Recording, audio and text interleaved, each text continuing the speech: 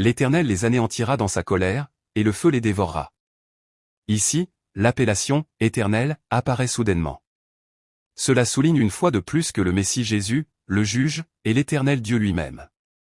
Mieux encore, ce « roi », ce Messie Jésus, est l'égal de l'Éternel Dieu. C'est-à-dire que ces paroles signifient qu'à cause de la colère du Messie Jésus, le juge, toutes les forces de Satan tomberont dans les temps de feu éternel de l'enfer, et que le feu ardent de l'enfer les dévorera toutes.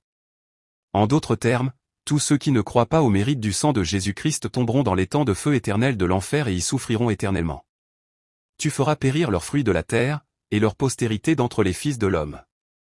Ici, leurs fruits, et leur postérité, désignent tous les incroyants de ce monde qui sont devenus esclaves de Satan, qui vivent en suivant ses séductions et ses tentations, et qui finiront donc par tomber dans les temps de feu éternel de l'enfer.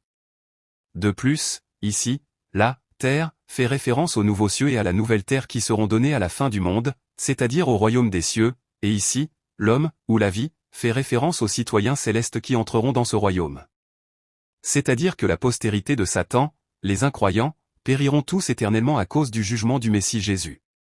En d'autres termes, ils ne pourront pas entrer dans l'éternel royaume des cieux et ne pourront pas faire partie de la multitude du peuple de Dieu. Pour le dire autrement, seul le peuple de Dieu qui croit que le Messie Jésus est Dieu le Fils, qui croit au mérite de son sang versé, entrera sur cette terre, dans ce royaume des cieux, et seul ce peuple vivra éternellement dans le bonheur éternel.